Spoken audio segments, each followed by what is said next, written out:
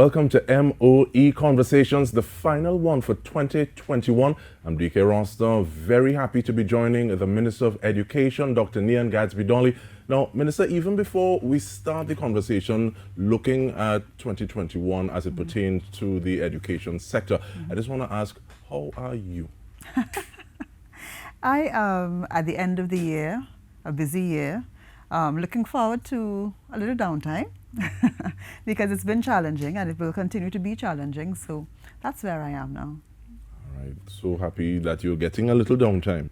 But second year in the pandemic, end of term one, what's some of the work that's been done to reopen schools in different ways, as it were? Yeah. So let me just recap just very quickly. Schools were closed in March 2020. And so between that time and now, we've had school mainly for secondary school students in snippets. So in August of 2020, the primary school students, they would have tried to bring them back out before SEA, but that was not very successful, and so we had to send them home. And in February of 2021, we did bring out our Forms 4 to 6 students. So they came out from February straight down until exams in July. And in term 1 of 2021-22, which would be September of 2021, we had students out again from Forms 4 to 6. And these, of course, are our students doing CXC exams. They have practicals and so on. So it's been difficult for our teachers, for our students, for our parents, because you don't have a regular school schedule. And that in itself brings some difficulty with it, some challenges, because you have teachers straddling students who are at school, some who are not at school, parents straddling school schedules, because it's no longer you drop your child to school every day and like clockwork. So you have to now navigate which days students are coming to school because of the social distancing. All of the students can't be accommodated at the same time. And of course, for teachers and students themselves, who are the ones in the hot seats, if you would say that, it's been a learning curve coming from normal, regular physical school and then to online school and then to a mixture of online and physical school. So all along the way it's been difficult and it's been challenging. And then of course at this ministry level, the staff, the administrative staff, those who supervise schools in the curriculum division, in the school supervision division, that has also been a work in progress, getting things sorted out to monitor, put things in place, our student support services division. So every aspect of the ministry has been on this learning curve, and we continue to be, and that's how it's really been since March 2020. And in terms of that work in progress, if you are in a building, it requires certain types of maintenance. Yeah. If you're not in a building, it requires certain types of maintenance. So in terms of repairing schools, maintenance, and possibly even commissioning new schools, what has that been like for 2021? So in 2020, when I started, I would have met a couple of schools, about 13 schools in progress. We have been able to complete just about 9 of those schools. The others are very close to completion. And so we would have commissioned them between September and October of 2021. We would have commissioned those schools. Now, those school is out and students are not at school and school is happening virtually. The plant still needs to be taken care of. So, of course, we would prioritize. It's a matter of prioritization. We have over 600 schools. Many of them, over maybe 80% of them, are over 50 years old. So if you just imagine your home and imagine how many little things can go wrong every single day, multiply that on the scale of a school, which is a larger compound, which is not necessarily receiving the kind of care you would give to your own home. And of course, children who generally would, not take that kind of care. So school infrastructure and maintenance is a huge project that is an ongoing project. So even though in March 2020 schools were not physically happening, repairs to schools went on since then. We've completed maybe over 300 projects, as well as the commissionings, and that continues. It's ongoing. Further speaking to challenges, what are some of the challenges that have raised their heads looking at being able to balance or manage physical and online learning? Yeah, there have been quite a few, and there continue to be. So let me start with the fundamental. The attendance register is a physical thing. Everybody knows you go to class and you get your roll call.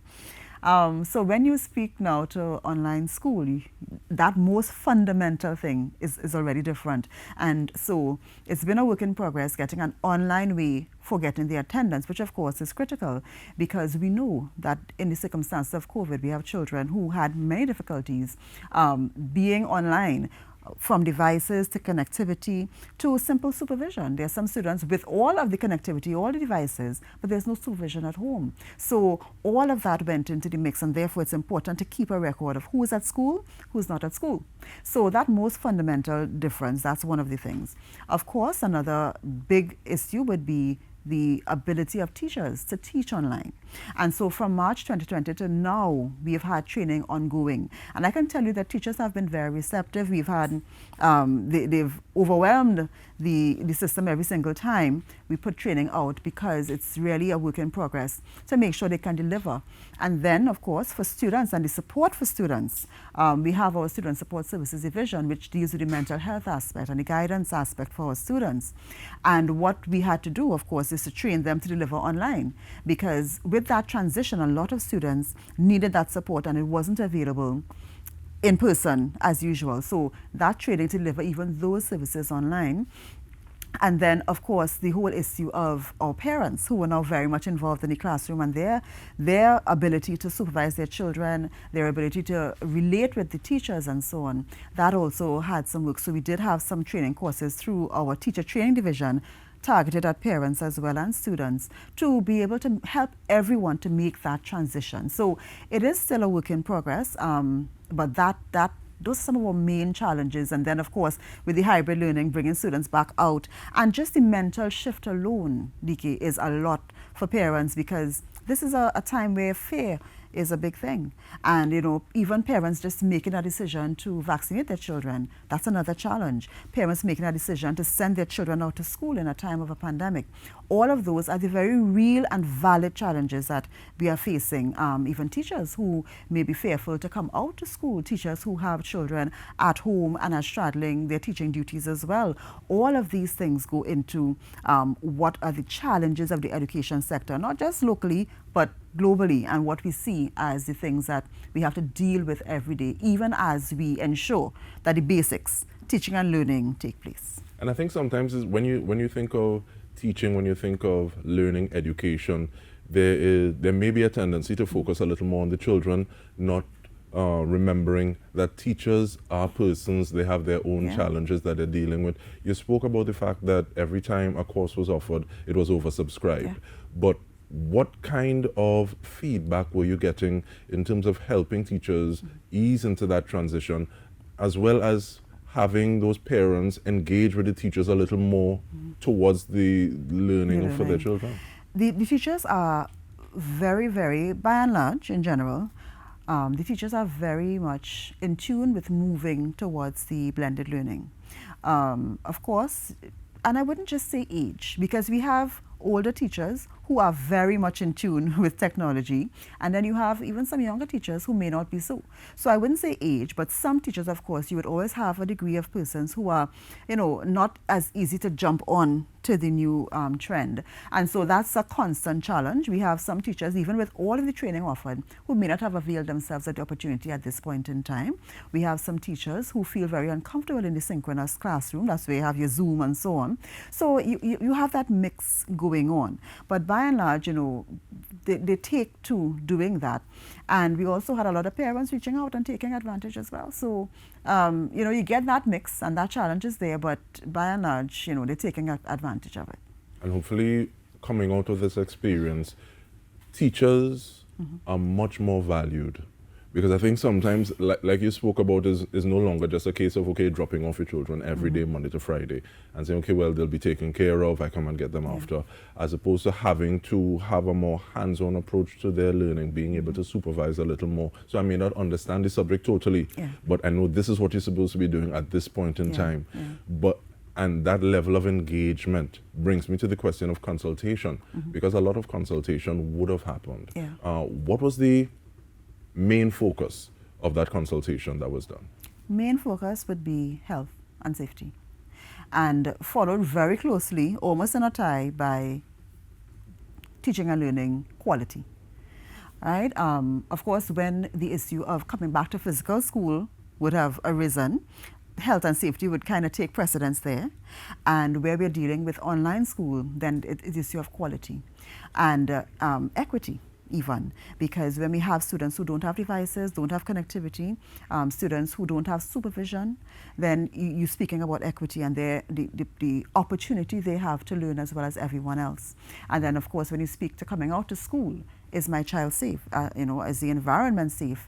And you get a lot of that. So those are the two main issues that we deal with in consultation. And I can tell you, all of the stakeholders, principals associations, denominational boards, tutor, which would represent the teachers, all have been very vocal, been very real about what their challenges are and how the ministry could best approach these challenges to help in this circumstance. And that is a lovely segue into the question, because it's one thing to say, okay, well, we're having consultation, but it's another thing to say, okay, well, this is the information that we got, and these are some of the concrete steps that we are going to use going forward. Yeah. So what would some of those steps be in terms of things that would have been proffered by the stakeholders?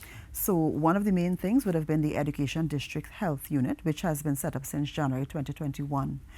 What the stakeholders would have expressed is that in some cases there was difficulty liaising with Ministry of Health officials to be able to get information, to be able to get testing and so on.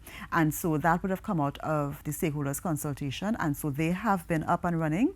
And what they do, it's not a nurse for every school. It's a unit that offers advice, offers training in some instances with the staff and so on, and is a liaison between the Ministry of Education, schools, and the Ministry of Health. So, for example, when we have cases that we have to get tested, they would help us to expedite the results and so on. They would offer, as I said, training to principals and staff about how to deal with a COVID situation, because even though we've given out the guidelines and we've been very explicit, and that's another stakeholder recommendation, how explicit we have to be about what happens when a COVID positive case or a contact is discovered at a school. Because, of course, in a pandemic where we have hundreds of persons being infected every day, you would imagine that in this last term, we would have had positive cases in our schools. And so to avoid the panic of, oh my God, there's COVID in the school, a reasoned approach to these are the guidelines, this is how you enact it, let's go through kind of, what you call it, when you do a test, and that's what the health unit has been doing as well, helping them to go through the pieces so they understand what to do very clearly as a principal, because it's not if a case will happen in the school, it's when a case will happen in the school. It's like simulations. Right. So, so they go through that with them and so on. So that unit came out of that consultation. Again, the guidelines, the clarity of the guidelines, that's another thing that the stakeholders are very clear about. They want to be certain things to be very clear. In the case of tutor, sometimes they may ask for a circular to be sent out from the ministry, which is even a little stronger than a guideline, because it says this is what you are to do. It's almost an instruction to a principal. And there are certain things that they have asked for to be circularized in terms of how teachers are to progress throughout this splendid time. So a lot of that would have come out from stakeholders. Stakeholders would have also asked for certain things to happen in terms of return to school. So, for example, we are looking at bringing students back out in January. Stakeholders would already have been consulted, and they would have given their comments as to what they think would be the best way to do that, how they would want to proceed, flexibility for principals to be able to make their schedules within certain principles set out by the ministry. All of that would have come out of stakeholder consultation and would be reflected in the operation of schools at this time. What does early childhood education play into this? Yeah. Because being able to have forms 4 to 6, that should be one level of understanding. Yeah.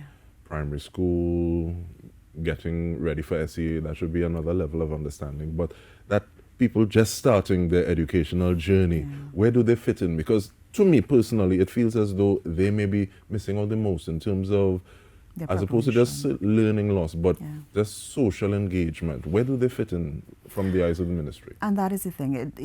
We would really have hoped to bring out our ECCE students and our early primary students a lot earlier than now. But our circumstances have not allowed for that. So in February of 2021, we brought out forms 4 to 6. And the plan was in April to bring out standard 5. And so we would have rolled from there. unfortunately in April we were not able to bring out standard 5 based on our infection levels. And so we are still at the point where the students who are coming out are those who have exams before them. So it's the imperatives, and they have practicals that they must come out for. So in January of 2021, you would have heard the Prime Minister speak to the fact that the UN has said, you know, we are seeing rising cases in the region, we are seeing rising cases worldwide. The last things to close should be the schools. And so they have been offered guidance, the CDC has offered guidance on how to manage the schools in this particular circumstance. And so having 4 to 6 out, and then looking very closely at bringing standard 5 out, I can say that is something we hope to do before SEA, and also looking at what happens in term 3, which will be April of 2021. We would sincerely hope that by that time we can bring out our ECCE. Because, I mean, parents have been clamoring, but you can understand when fear comes in and sets into a country, persons find it much more palatable to have older children come out. When you consider the small children, even though the information worldwide is that the small children do not have very severe attacks of COVID-19, we have had deaths. And so that instills a certain level of fear in our parents. So though we understand the importance of our ECCE, they don't have an imperative in terms of an exam. And so that's why they have been further back on the burner, not off the stove, but further back on the burner, because we have been trying to move with sensitivity for our population. Trinidad and Tobago is a very special, unique place. And even though we see a lot of things happening worldwide, we have to contextualize it. Our culture is different. And we just have not had, at this point, though we have persons saying, yes, bring out ECCE, we have not had that overwhelming thrust from our stakeholders, especially for our lower levels to come out at this time, especially since they can't get vaccinated. So. And I guess the last thing you want would be to have a movement that seems as though it was not necessarily high-handed, but we didn't want this. Yeah. So it's something so that hands can hold hands to work together. Yeah, it's a balance. It's a balance, because we have to, as a government, make decisions that may not be necessarily popular with everyone, but that would suit the needs of the country, as well as take into account what our stakeholders are saying. So you have different stakeholders and they have different points of view. So you have to try to strike a middle ground where you have to deal with your governance responsibility for the country and take into account the wider stakeholder view and try to get everyone in there, you know, just as much as you can. And in terms of having everyone on the stove, even though some people might be a little closer to the burner than others, looking at the holistic engagement of all stakeholders towards the education and development of people within the education system, and looking at the adage that it takes a village to raise a child. But with that in mind, though, there's been a thrust for community involvement by the ministry. What are some of those things, those concrete steps that you all have taken towards this end? Well, of course, I think the most successful and famous one would be our Adopt a School initiative, where we asked our corporate sector to come in and assist us, knowing that in September 2020, we are heading to online school. We thought we would have physical school then. The numbers didn't allow for that. And so the quickest way to get any device into the hand of a child, and of course we said, you know, no child left behind means no child left offline. And the quickest way was to ask for help. At this point, you know, these are our children. This is what we need. And corporate Trinidad and Tobago responded overwhelmingly. Over 22,000 devices donated, and directly to the schools, into the hands of students. And that, I think, showed our students, showed our country that we are not alone. It you know, gave truth to the fact that this is a village, and Trinidad and Tobago is our village. And so we were really happy to be able to embrace that. But of course, devices would be just the thin end of the wedge, because we recognize that our most successful schools, and I say successful in terms of student performance only, which does not give a full idea of success, but I'm using that. Our most successful schools would be the ones where you have that village. You have a very strong alumni association, you have a strong PTA association. And so it brings with it a certain generational type of approach to ensuring that my little brothers and sisters are taken care of as much as I can.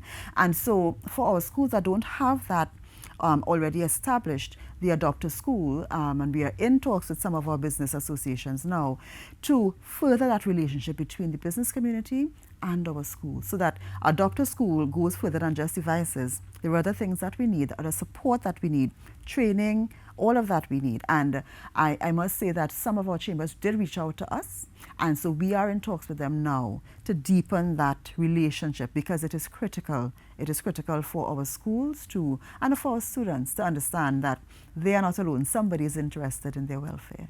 And it's really something to appreciate when, as opposed to saying, okay, well, this is just corporate social responsibility, and looking at the fact that, okay, this school is in my area, people talk about fence line communities, and it looks good. I think it's more than just the optics, saying, okay, well, people actually want people to do well. And there are models, because there are quite a few organizations that do impact on a consistent basis for their fence line communities and their fence line schools. So there are models that show this type of engagement, and so we hope to capitalize on those. But as opposed to just the Adopt a School program, the ministry itself made a commitment to supply some devices. What's the status of that? What does that look like? So we procured 20,000 devices, and I guess at our last check we may be in a couple hundreds, which we usually keep for if we have any issues, if you have to replace any, and so on. So we have distributed basically all of those devices to our students. Certainly in September 2021 we'd have gotten a new intake, and so those students would not have been counted in the first batch of students who we would have assisted. So we did put out, and we have distributed those government procured devices via means test. So it's a little different from the Adopt a School, where corporate Trinidad and Tobago, they gave directly to the schools. For the government procured devices, we went out and we said, okay, who needs a device? We got that information through the means test. We would have processed those and given out to those who were successful. So we did another issue of the means test in October. And so we have that information now so that we can procure more devices. Because what we realize is that with a new intake every year, what you're looking at is capital expenditure that would be, you have to do every year to make sure we have vulnerable students secured. We also procured 10,000 MiFi devices, and those have also been distributed. Those, in that case, we gave to also teachers, and even with the government procured devices, we did supply our teachers as well who would have needed devices. So it's between our students and our teachers, both laptops as well as MiFi devices to assist with connectivity, because of course some teachers are at home, some are in school, and they require service. In terms of Wi-Fi infrastructure at the schools, we have been working with TAT, and they have been helping us with 54 of our rural primary schools, because of course in some of those areas connectivity itself, the infrastructure is not well built out. So the ISPs have been collaborating with TAT to help those 54 schools. 27 are complete, and we have 27 ongoing now. And through the ministry itself, we have procured the services of a contractor to supply or to broaden our Wi-Fi services in the school compounds, the secondary school compounds, all of the schools in Trinidad. So we are working with that now to be able to do that. We have a March 2022 end date for that project, so that we expect that in our secondary schools, throughout the school you'd have more Wi-Fi. Most of them had Wi-Fi in the office, maybe in the library, maybe in an IT lab, but we need it now to broaden to the classrooms, because the teachers may be in the classrooms using devices as well as the students. So those are the kinds of projects we are working on from the government side, and also with the input of our corporate friends, part of our village. Definitely building out that infrastructure, because I'm glad you raised the point, because having devices is one thing, but having devices without connectivity is a totally different thing. And sometimes even the rate or the bandwidth that individuals like teachers may have at home, and they realize is not doing enough. It's no longer serving them for their personal needs. The fact that they would want it for longer, they need a better quality system to move forward and building out the infrastructure, not just possibly within their homes, but in the community. And even as simple as in a school, a typical school, because persons would not have been using devices, the number of outlets in a classroom will be very minimal. But now if we're considering students having to bring their devices to school, and because we are also we have approval from Cabinet to move to ebooks. We sent out the RFP, so we are at the point now where we're going to go to Cabinet and ask for approval to supply ebooks. And if we are in that circumstance, and we're also building out our learning management system at the schools for nationwide, it means that students will be expected to come to school with their devices. We have to also move on e-testing, which is something that CXC has been doing for years. And so we now have to gradually get ourselves more into that mode. It means that students will be using devices more, because if you have to do e-testing for CXC, it means that you have to be very proficient. That has to be part of your usual e-testing schedule at the end of a term. So even down to the number of devices that can be used in a classroom because of the number of outlets for charging and so on, even that has to be looked at. And we've done a survey, so we're now costing out what that looks like to upgrade the electrical infrastructure at the schools. So it goes as deep as that. And moving back from the schools a little further into the community, there is one is LMSIP in Yes. Lavender. What is that about? Lavender Mover School Improvement Project. That project was started, I think, in 2018 into 19, and it is a project that focuses really at its core on student achievement and equity. Lavender and those schools in Lavender, what we would notice is that the achievement levels of the students are not exactly where you'd want it to be.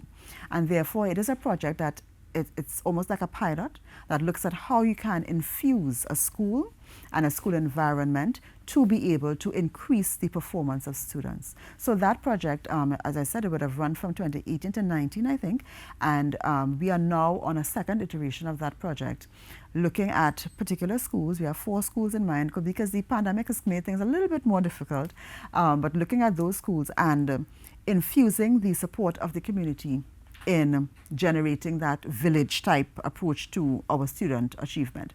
So there are a couple projects taking place, an agricultural project, and Ministry of Agriculture is partnering with us, the 4-H Club, which is centering on allowing our students to get that hands-on experience in the school, and it has mushroomed to the community. You have the parents involved, you have the community police involved, Hearts and Mind involved, NGOs who work in the area, coming in to, create these gardens with children. It's more than the garden. It's actually allowing our students to see schools as a place where they can do more than just learn. It becomes a little more real to them. It opens up entrepreneurial opportunities for them. And of course, you can do the teaching through the science, because they do agricultural science at school. And so it brings you into that sphere, and also allows the teachers and the students a better rapport. And that's critical, because in cases where you have students who may have difficult family lives and issues like that, it's critical for them to trust their teachers to the extent that the teachers can influence what they do and how they do it and so on. And it allows the teachers to get a better idea of what they're facing as well, interact with the parents. So that's happening.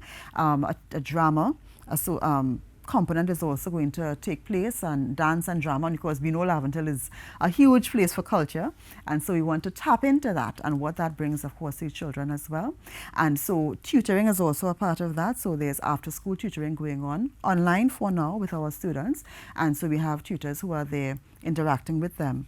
And this project is spearheaded by Minister Maurice Julian, and so she is really working with all of the NGOs, and of course the Community Recovery Committee. They are also a part of this initiative, because they are looking into Lavender as well. So you want to ensure we have all synergies. So that is what's happening in the Lavender Mover School Improvement Project, and it has been kicked off in term 1.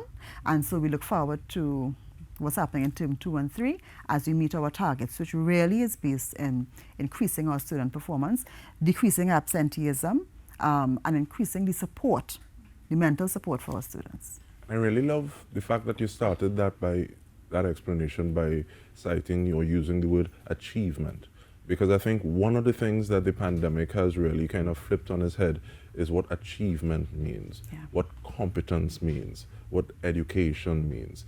So this kind of inactive learning, where people are more holistic and they're looking and saying, okay, well, this is something that I can do in a space and a time when so many people have had to pivot, and things that were held in regard that wasn't that high, they've started to increase. So in terms of, it's now fashionable to grow a lot more of your food. And we've had a lot of focus on the environment for this year. I mean, that whole conference and what emanated from it, that was a big part of it.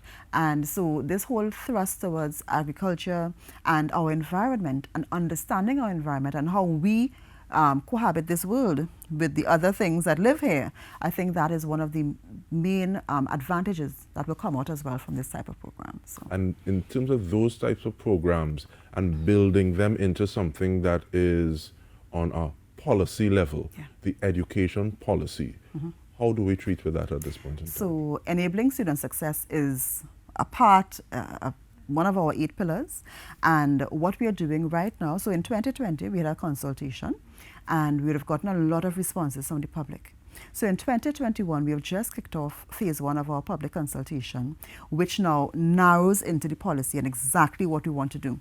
So we have identified 8 areas, and this first phase of the policy has been closed to our stakeholders, our main stakeholders, our national boards, our principals associations, tutor, our education advisory committee, which has just been set up, and so on.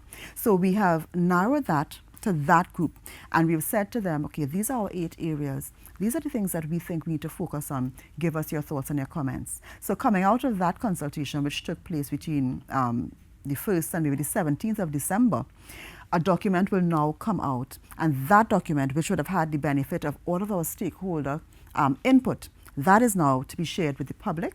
And of course, our stakeholders have another opportunity to input as they see fit. And that now is going to the public. So this is different from 2020. Because in 2020, we said, what do you think? In 2021, we said, this is what we intend to do. Give us your specific thoughts on these things. And there's a lot in there for the public to ruminate on and to give us their advice, because as you would have mentioned, it's a holding hand process. It's a let us do this together process, not the Ministry of Education is doing this. We can't do it alone. We have to have the buy-in.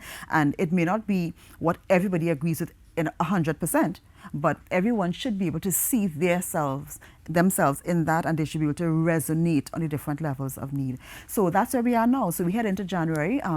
From mid-January, our document should be out and the public should be able to access that on our website and so on. Of course, everything is virtual because we're not doing anything face-to-face because of the situation. And the public will have the opportunity to give specific comments on the recommendations that we intend to put forward for policy 2022 to 27. And I really appreciate that, because sometimes it's a matter of, okay, well, we've gone to you once. These are the things that you've given us, and we have crafted something, and this is what we're moving with. Versus, okay, well, this is where we are now. Yeah. So it's almost like a bespoke arrangement. So this is what we've crafted out of the consultations that we've had. Did we get it as right as we could have? Was your intake? Yeah. And so even having that close group of stakeholders being able to come back and say, okay, well, I didn't necessarily mean this. I meant it a little more like that. So being able to make those tweaks so that it's best suited for purpose. Yeah, and I mean the policy is a living, breathing document. Even though it's given for a time, built in there, and very important, would be the key performance indicators and the monitoring strategies, so that we're sure that we're proceeding along the line we want to go. And if there's anything, of course, that doesn't gel with exactly our outcomes, how we tweak that to be able to move forward. Because, I mean, face it, with COVID, it teaches us that we can never predict the future anymore, as much as we thought we would have. And so where there are fundamental changes to be made, we want to be able to have that space to say, you know what, this circumstance has changed, we need to also pivot, change. And so that's the approach we're taking, because we can't take anything for granted anymore. And so pivot is one of the words that we've been using. It's now trending. A term that you've been using is learning loss. So in terms of dealing with learning loss, what are some of those things that are coming to mind? And do you look at that word a little differently now versus at the start of the pandemic as it pertained with your tenure to education? Learning loss is a phenomenon that takes place even in a normal vacation time. So it has completely different connotations now, because it's not vacation, but we still have learning loss taking place, because our students are transitioning to learning in online environments. Not easy for everyone. Adults have problems with that, so far less for children who are more, tactile, who really depend on a large extent on socialization to carry them, and on their teacher influence. We learn so much from the unofficial curriculum, how to sit, how to speak, how to comport yourselves in normal conversation in a class. A teacher might use an example, that's out of the classroom, but gives you that kind of wider, broader education. It's a lot different now. And so that learning loss is not just in the academics, it's also, in so many different spheres of what comes to children through schooling. And so we've done, for the academic part, we've done some diagnostics this term, and the reports have been sent out to schools, and it's very specific, and our curriculum department is ready to be applauded for the hard work on that. Very specific to the different levels, and we would have sent out the diagnostics to be done in the classrooms. Teachers would have cooperated, done it, and so we have sent out now the report showing them this is what the scores were like, and these are the ways that you can now make up where you have gaps with your students. And they've even done a vision for parents. So we've sent it to the schools, and we've asked schools now to speak to their parents and explain to them, in language that they can understand, less technical language and the teachers may be able to use, but explain to them how they too can make up with their children. Because what's happening when children are not outside, they're not playing any sport, they're not doing the things that they're accustomed doing. And in teaching, one of your most valuable assets is drawing from the concrete and then go into the abstract. So you can tell a child, have you made fudge before? And if you're making fudge, and you can relate that, and that's an example I always use, to crystallization, which is a subject in chemistry. So the crystallization is abstract, but a lot of children might have made fudge. And now, our experiences with children are different. They are not outside anymore. So the things that you would have been able to draw on, you can't draw on those things again. So parents now need to be able to really structure the activities that they engage their children in to be able to help the teacher when they are teaching in the classroom. Because if the children have no experiences at all, very difficult to relate concepts and so to them. So that was sent out at the end of the term so that teachers can use that moving forward to, one, adapt their curriculum, because in some cases they can't cover all that they would have covered before because there simply are too many gaps. And so that is, that's a reality. We're facing it, and we are assisting our teachers to really deal with it in the way that is most meaningful. And you spoke to it already, but I want to ask you again to elaborate on it a little bit in terms of the support division. Mm-hmm. And I don't know if I've given the ministry work, but helping teachers and helping parents address those gaps a little bit, mm-hmm. possibly get a little more tools in the toolkit. Mm-hmm. What is the significance of that division, and how is it that people can engage with the division to get that sort of help if they think it's necessary? Yeah. So the Student Support Services Division was set up to be able to meet that gap between learning and socialization, because we have students who their whole social atmosphere at home prevents them from learning in the best way. They need help to be able to make the transition between their home environment and the school environment in a positive way that allows them to learn.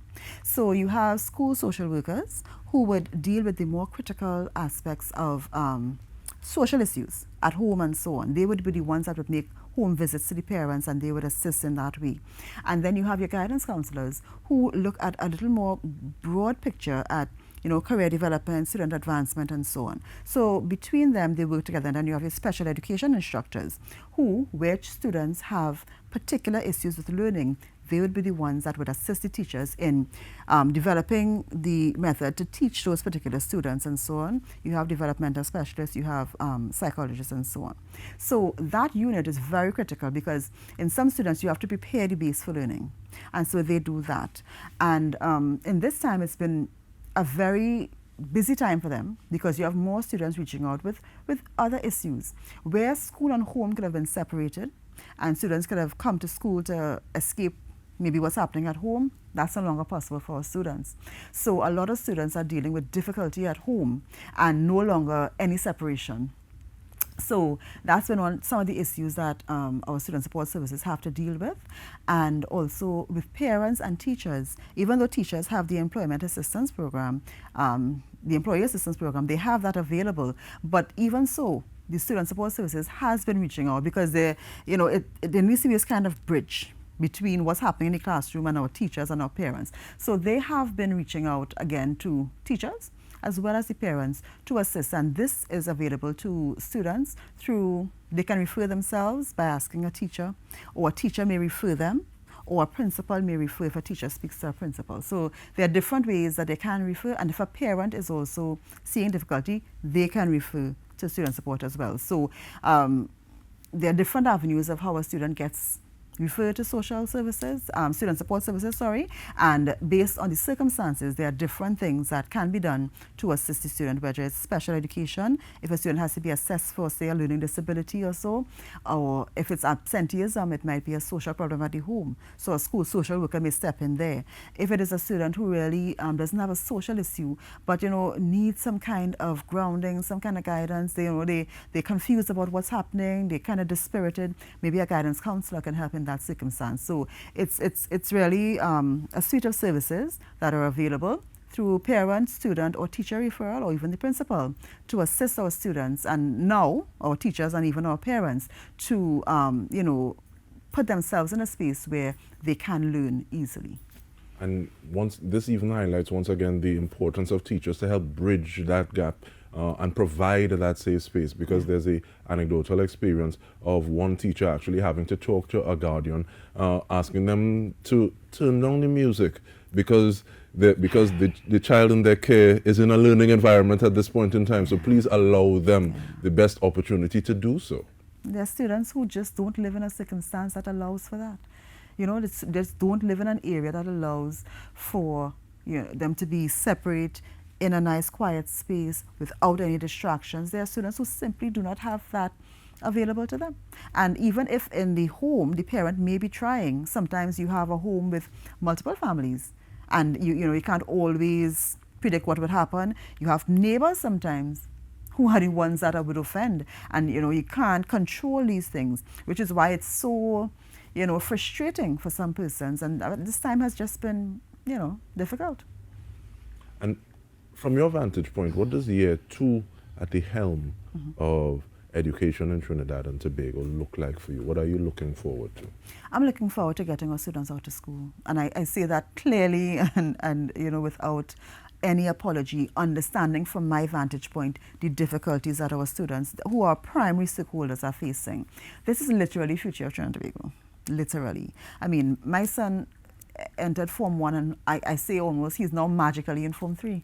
And it feels that way. And if it feels that way for me, I could well imagine for other parents how it feels. And some of the experiences I would have hoped he would have in secondary school, he just has not had. And as difficult and as fearful as parents may feel, and I fully understand that. I have a daughter who's also in lower 6, so she has been out of physical school in this term. So I understand what that fear looks like. I understand the trepidation. And I understand that not everyone is the same and will not deal with it in the same way. But I also understand that we have a responsibility as a government to prepare our children to take over the leadership of this country. And I am certain that at this point in time, it is not happening in the best way it can. We are doing the best we can in these circumstances, but if we look globally, we understand that the world is moving on. We must move on with it. Now, all of that is, of course, predicated on what happens in our health situation. We see Omicron on the horizon. We don't know what else will happen. But as it is, there are some steps that we have to take in this country to get our students back out to school. And once nothing deters us further, then that is what we will be setting out to do.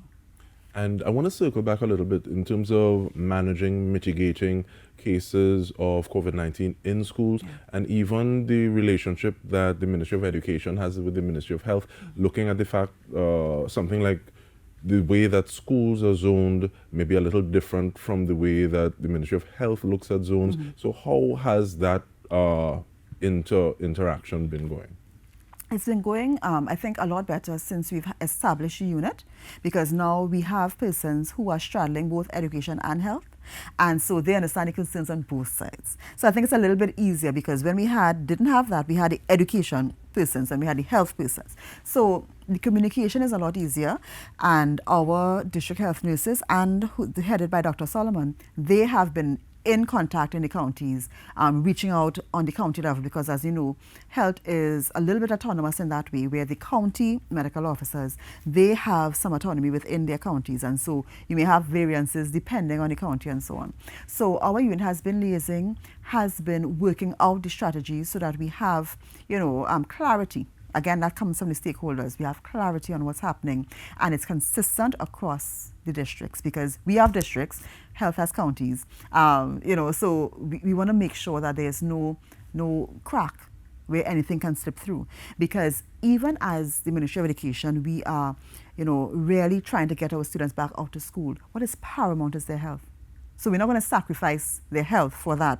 And so that collaboration has to be even deeper. Our understanding of the procedures has to be even clearer as we move forward, because we want to ensure that our schools feel safe, our students feel safe, our teachers feel safe, and that when there's any issue at all, we can deal with it as we have been doing in Term 1.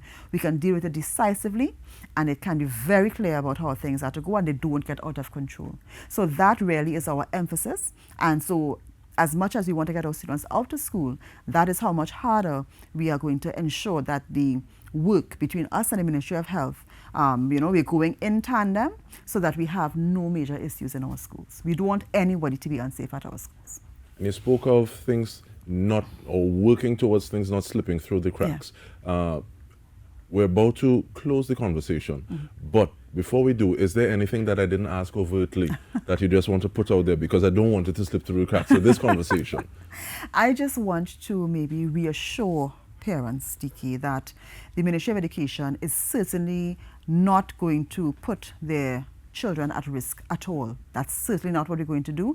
And as a government, we are working together, Ministry of Education, Ministry of Health, so that we make the best decisions for our children. Because we are also, Minister Maurice Jordan has more than I. She probably has about 4 at school. We are also a part of this. So when we say that we are all in it together, it is literally that. And so we are going to do all we can to take care of our children, both their academic progress as well as their health. And so as we work together with our stakeholders, which represent our parents, which represent our teachers, represent our denominational boards and so on, as we work together, it will be always with the best interests of our country in mind. And we really look forward to our children having a better educational experience in 2022 than we had in 2021, with God's blessings. And with that, we want to thank you so much, Minister, for making the time, and as well as thanking Minister Maurice Julian for putting in the work as well as all stakeholders. And we want to thank you. This has been the final MOE Conversations for 2021. I'm DK Rasta. Thank you for joining us.